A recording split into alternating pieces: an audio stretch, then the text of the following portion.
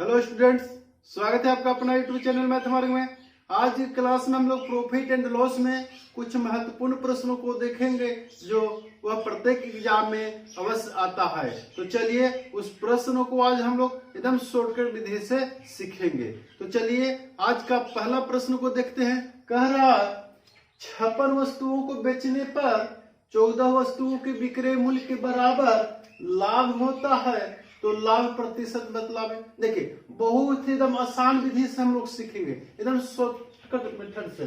कर 56 वस्तुओं को बेचने पर, यानी 56 वस्तु जब हम बेच रहे हैं तो कर 14 वस्तु के विक्रय मूल्य के बराबर ही लाभ हो रहा है। यानी यहाँ पर भी विक्रय मूल्य है, बेचना का मतलब विक्रय मूल्य, और यहाँ भी विक्रय मूल्य। यानी 56 वस्तु हम बेचेंगे तो जितना 14 वस्तु का विक्रय मूल्य होगा उतना ही लाभ होगा। तो देखिए एकदम बेसिक से हम सीखेंगे।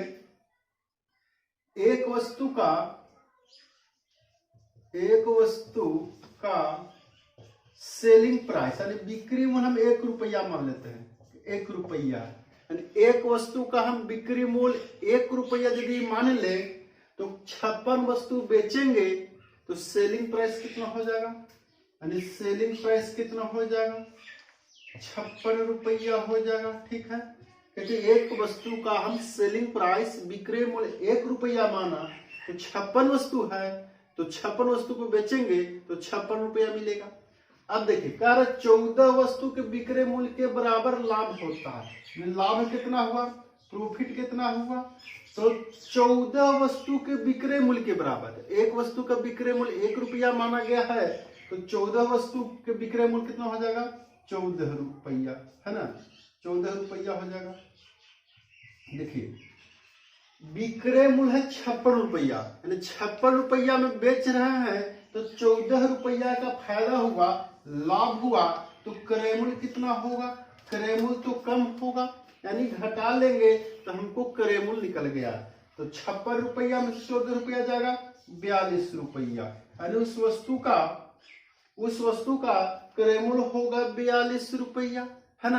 तो कह रहे कि लाभ है प्रतिशत कितना होगा। देखिए लाभ प्रतिशत निकालना है, प्रॉफिट का प्रतिशत निकालना है, तो प्रॉफिट तो 14 रुपया हुआ है तो 14 से में 100 से गुणा कर देंगे और बट्टा में होता है क्रय मूल्य, तो क्रय मूल्य आ गया है 42 रुपया। तो इसी 42 से हम डिवाइड कर देंगे, भागा कर दे देंगे तो हो जाएगा 14 तिया 42 3 बार में, यानी 100/3 33 गुणा 1/3% लाभ हो गया, है ना। यानी इसी तरह हम प्रत्येक सवाल को बना सकते हैं। तो ऑप्शन में देखेंगे 33/1/3% लाभ कहाँ है, तो ऑप्शन नंबर डी। तो चलिए इसी तरह हम लोग अगला प्रश्न को देखते हैं। अगला क्वेश्चन है, कह रहा एक फल विक्रेता 250 वस्तु बेचता है तो उसे 50 वस्तुओं के बराबर लाभ होता है, लाभ का प्रतिशत बतलाइए। कह रहे एक फल विक्रेता 250 फल या 250 वस्तु जब वो बेचता है तो उसे कह रहे 50 वस्तु के बराबर यानी 50 फल के बराबर उसको लाभ होता है।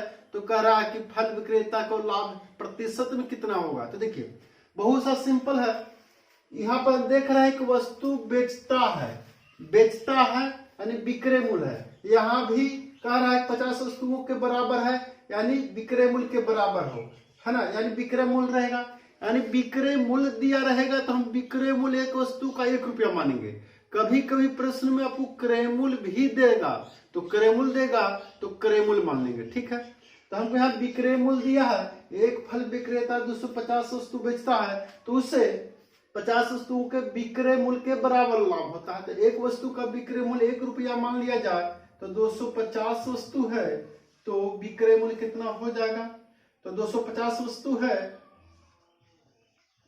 तो विक्रय मूल्य हो गया 250 रुपया। ठीक है, क्योंकि एक वस्तु का हम बिक्री मूल्य 1 रुपया मान रहे हैं तो 250 वस्तु का बिक्री मूल्य 250 रुपया हो जाएगा। अब कह रहा है उससे 50 वस्तु के एसपी यानी विक्रय मूल्य के बराबर लाभ होगा, यानी लाभ उसको कितना हो जाएगा, लाभ उसको हो गया 50 रुपया, है ना, 50 रुपया लाभ हो गया। अब ये विक्रय मूल्य है, सेलिंग प्राइस है। ठीक है, तो विक्रय मूल्य 250 रुपया, यानी 250 रुपया बेच रहे हैं तो 50 रुपया का फायदा हुआ यानी लाभ हुआ। तो क्रय मूल्य कितना होगा? तो क्रय मूल्य तो कम होगा, तो घटा लेंगे। 250 में से 50 जाएगा 200 रुपया, यानी दुकानदार फल को या वस्तु को 200 रुपया में खरीदा और 250 में बेचा तो 50 रुपया का लाभ हुआ। तो लाभ प्रतिशत निकाल देना है। देखिए लाभ प्रतिशत निकालना है तो लाभ हुआ 50, तो 100 से गुना कर दीजिए और जितना में खरीदे थे उतना से भागा कर देंगे। 200 में खरीदा, 200 से भागा, 2 जीरो से 2 जीरो कट गया, 2 से काटेंगे 25, यानी कितना हो गया? 25% लाभ।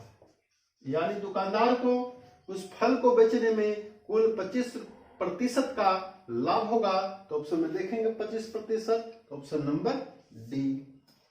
चलिए अगला प्रश्न है, कह रहा 45 कलमों को बेचने पर 5 कलमों की विक्रय मूल्य के बराबर हानि होती है, उसका हानि प्रतिशत क्या है? पिछला सवाल हम लोग देखे उसमें लाभ होता था, लाभ प्रतिशत निकालना था। इसमें हानि हुआ है, हमको हानि प्रतिशत निकालना है। तो देखिए कैसे बनेगा। 45 कलम को बेचने पर, तो देखिए एक कलम का बिक्री मूल्य हम 1 रुपया मानेंगे, तो 45 कलम बेचेंगे तो सेलिंग प्राइस कितना हो जाएगा? 45 रुपया। ठीक है, क्योंकि एक कलम का बिक्री मूल्य 1 रुपया मानना है तो 45 कलम बेचेंगे तो 45 रुपया मिलेगा। ठीक है, अब आगे 5 कलम के बिक्री मूल्य के बराबर हानि होता है। यहाँ पर हानि हो रहा है, लॉस हो रहा है, कितना? तो 5 कलम के विक्रय मूल्य के बराबर। तो आप बतलाइए कि एक कलम का विक्रय मूल्य 1 रुपया माना गया है, तो 5 कलम का विक्रय मूल्य कितना होगा? 5 रुपया। 5 रुपया यहाँ लिख लेंगे। तो देखिए अब क्रय मूल्य निकाल देना है। अब यहाँ थोड़ा सा सोचना है, 45 में बेच रहे हैं तो 5 रुपया का घाटा हुआ, हानि हुआ। तो हानि हुआ इसका मतलब खरीदे थे, क्रय मूल्य ज्यादा होगा। ठीक है ना, यानी ज्यादा में खरीदेंगे कम में बेचेंगे तब हानि होगा। यानी 45 में हम बेच रहे हैं और 5 रुपया का घाटा हुआ, इसका अर्थ हुआ 50 में खरीदा गया होगा। यानी जोड़ देंगे यहाँ पर 45 5 50, यानी 50 रुपया हो गया क्रय मूल्य। अब हमको क्या निकालना है? हानि प्रतिशत, लॉस प्रतिशत निकालना है। ठीक है, तो लॉस प्रतिशत निकालना है तो क्या करेंगे? लॉस हुआ है 5, तो 5 गुना 100 बट्टा में खरीदे थे यानी क्रय मूल्य है 50, तो 50 भाग कर देंगे। 50 दूनी के 100, 5 दूनी की 10, प्रतिशत हानि यानी लॉस कितना हुआ? 10%। ऑप्शन में देखेंगे 10 कहाँ है, तो ऑप्शन नंबर ए। तो हम लोग इसी तरह आपको क्रय मूल्य भी दे सकता है, विक्रय मूल्य भी देगा, लाभ देगा, हानि देगा, वस्तु में निरूपित करके देता है। तो अगर क्रय मूल्य देता है तो एक वस्तु का क्रय मूल्य हम 1 रुपया मानेंगे। अगर विक्रय मूल्य देता है तो एक वस्तु का विक्रय मूल्य 1 रुपया मान करके और आगे हम बनाएंगे। तो चलिए अगला प्रश्न की ओर चलते हैं। अगला प्रश्न है, कह रहा 34 पेंसिल बेचने पर 6 पेंसिल के विक्रय मूल्य के बराबर हानि हुई तो हानि प्रतिशत है। हमको हानि प्रतिशत इसमें भी निकालना है। तो देखिए 34 पेंसिल बेचा गया है तो हम ऐसा मानेंगे कि एक पेंसिल का विक्रय मूल्य 1 रुपया है, तो 34 पेंसिल का विक्रय मूल्य कितना होगा? सेलिंग प्राइस कितना होगा? 34 रुपया। ठीक है, यानी 1 रुपया हम मानेंगे। अगर ज्यादा मानेंगे तो हमको कठिन होगा, यानी सिंपल 1 रुपया मान लेंगे तो जितना बिकेगा उतना रुपया होगा। तो 34 रुपया हमको विक्रय मूल्य हो गया। 6 पेंसिल के विक्रय मूल्य के बराबर हानि होती है, लॉस कितना हुआ?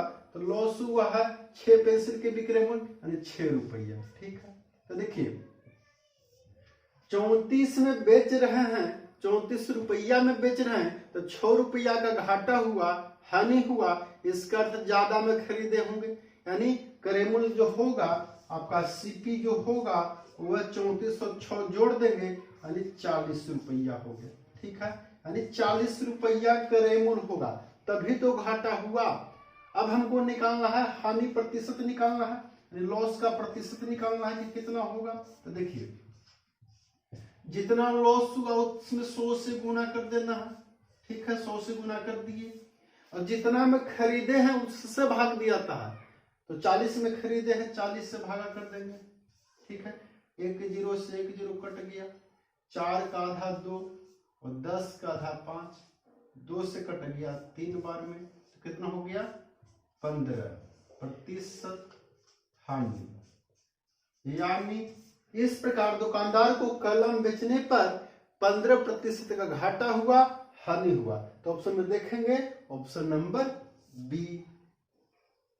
अगला प्रश्न है, देखते हैं, कह रहा है कि 17 गेंदों को 720 रुपया में बेचने पर 5 गेंदों के क्रय मूल्य के बराबर हानि होती है, तो एक गेंद का क्रय मूल्य ज्ञात करें। देखिए पिछला सवाल में कितना में बेचा गया, कितना में खरीदा गया, यह मालूम नहीं देता था, केवल वस्तु देता था कि इतना को बेचने पर इतना लाभ हुआ, इतना वस्तु के विक्रय मूल्य के लाभ हुआ, इतना हानि हुआ, ऐसा देता था। तो इस प्रश्न में क्या दिया, 17 गेंदों को कितना में बेचा गया है, तो 720 में बेचा गया, यानी रुपया में दे चुका है। तो हम कैसे इसको बनाएंगे, तो देखिए यहाँ पर दे रहा 17 गेंदों को 720 में बेचने में 5 गेंदों के क्रय मूल्य के बराबर हानि होती है, तो एक गेंद का क्रय मूल्य ज्ञात करें।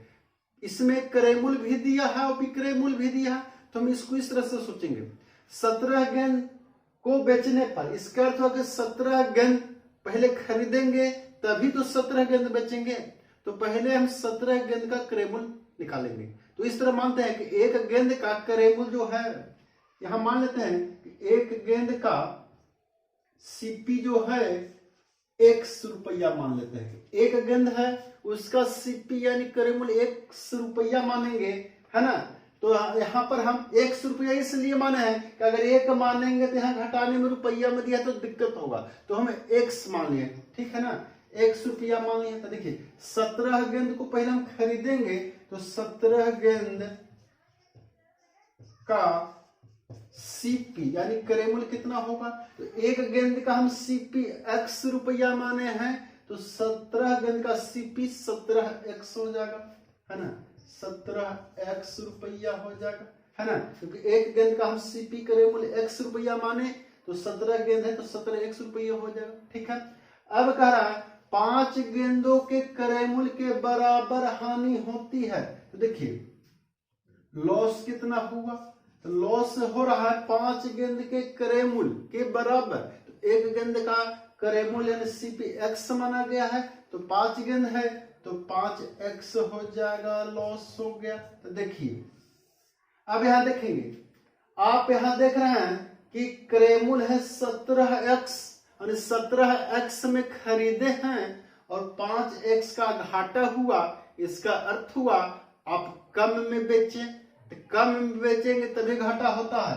तो यहाँ सेलिंग प्राइस निकाल लेंगे, यानी कम में बिका होगा, यानी कितना में बिका होगा, तो 17x में से 5x हम कम कर लेंगे, तो 17 में से 5 गया 12x, यानी 12x रुपया क्या हो गया, 12x रुपया हो गया विक्रय मूल्य, लेकिन विक्रय मूल्य तो दिया है 720 रुपया, तो हम लिखेंगे अकॉर्डिंग टू क्वेश्चन, है ना, क्या हो जाएगा 12x बराबर 720 रुपया। क्यों, क्योंकि 12x क्या है विक्रय मूल्य, लेकिन विक्रय मूल्य दिया है 720, तो दोनों आपस में बराबर कर देंगे, 12 से काटेंगे 12 छक्का 72 60, यानी x का मान हो गया 60 रुपया। ठीक है, तो हमको क्या निकालना, तो एक गेंद का क्रय मूल्य, तो x क्या माना गया है, एक गेंद का क्रय मूल्य ही माना गया है, तो हमारा आंसर कितना हो गया, एक गेंद का क्रय मूल्य 60 रुपया, एक गेंद को 60 रुपया में खरीदा गया था। तो हम इस प्रकार के प्रश्न को हम इसी तरह एग्जाम में सोल्व करेंगे। तो चलिए ऑप्शन में देखते हैं, ऑप्शन नंबर सी। अगला प्रश्न है, कह रहा 9 पुस्तकों का क्रय मूल्य 8 पुस्तकों के विक्रय मूल्य के समान है, तो इस प्रकार क्या होगा, 4 गो ऑप्शन है, इतना हानि होगा, कितना लाभ होगा, कितना लाभ होगा, कोई लाभ या हानि नहीं होगा, क्या होगा हमको ये मालूम करना। तो यहाँ देख 9 पुस्तकों का क्रय मूल्य यानी क्रय मूल्य जो कितना है वह 9 पुस्तक है, क्रय मूल्य जो है 9 पुस्तक है, अगर 8 पुस्तकों के विक्रय मूल्य के बराबर, यानी विक्रय मूल्य कितना है, तो विक्रय मूल्य 8 पुस्तक है, 8 पुस्तक है। देखिए एक होता है रुपया का केस, एक होता है वस्तु का केस। तो रुपया का केस में क्या होता है, क्रय मूल्य से विक्रय मूल्य अधिक है, क्रय मूल्य से, यानी क्रय मूल्य से विक्रय मूल्य अधिक है। ये रुपया का केस में क्रय मूल्य से विक्रय मूल्य अधिक है तो क्या होगा, लाभ होगा। ठीक है, अगर क्रय मूल्य से विक्रय मूल्य कम है तो कितना होगा, हानि होगा, है ना। लेकिन इसका उल्टा होगा वस्तु का केस में, है ना। वस्तु के केस, वस्तु का केस में जो क्या होगा, उल्टा होगा, इसी का उल्टा होगा। ठीक है ना। यहां देख रहे हैं वस्तु का केस है, यानी क्रय मूल्य है 9 पुस्तक और विक्रय मूल्य है 8 पुस्तक। इसका अर्थ हुआ कि जितना में हम 9 पुस्तक खरीदे उतना हमको पैसा 8 पुस्तक बेचने में मिल गया। इसका अर्थ ये हुआ कि 8 पुस्तक बेचे, हमको 9 पुस्तक जितना हम खरीदे थे उतना हमको पैसा मिल गया, तो हमारे पास 1 पुस्तक जो बच गया वह मेरा लाभ हो गया। ठीक है ना, इस तरह सोचना। तो देखिए लाभ कितना होगा, तो लाभ तो 1 पुस्तक का हुआ क्योंकि 8 पुस्तक में उतना पैसा आ चुका था, 1 पुस्तक का लाभ हुआ तो 1 गुना 100 बट्टा में विक्रय मूल्य जाता है। क्यों, क्योंकि 8 पुस्तक को बेचने पर हमको उतना पैसा मिल गया, यानी विक्रय मूल्य बट्टा में जाएगा वस्तु का केस में। 8 हो गया, काट लेंगे 4 दूनी की 8, 4 से काटेंगे 25 बार में तो कितना हो गया, 25 बटा 2, 12.5% लाभ है। आंसर होगा ऑप्शन में, देखेंगे 12.5% लाभ, यानी इस प्रकार जैसे सौदे में 12.5% का लाभ हुआ, ऑप्शन नंबर सी। तो आज के क्लास में हम लोग प्रॉफिट एंड लॉस में वस्तु वाले टाइप को प्रश्नों को हम लोग देख रहे थे। तो आपको आज का क्लास कैसा लगा है आप कमेंट बॉक्स में जा करके लिख करके हमको बतलाएंगे। तो आगे जो शेष टाइप बच चुके हैं उसको अगले क्लास में हम लोग देखेंगे। तो अगर आज का क्लास आपको अच्छा लगा होगा तो चैनल को सब्सक्राइब करके वीडियो को अधिक से अधिक शेयर करेंगे ताकि अन्य स्टूडेंट है इससे लाभ ले सके।